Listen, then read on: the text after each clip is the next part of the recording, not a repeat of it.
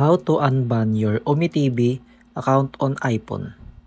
As you may notice, the OmiTV app doesn't have an option to request an unban directly. So here's what you need to do. Exit the app and open your browser.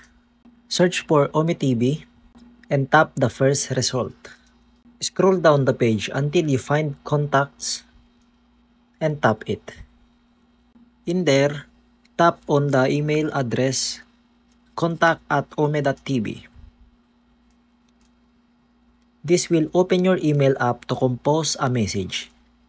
In the subject, write unban my OmeTV account. In the message, explain that your account was banned by mistake and you would like to be unbanned.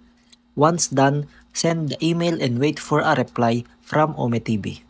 They will explain the reason for the ban and let you know if it's possible to recover your account.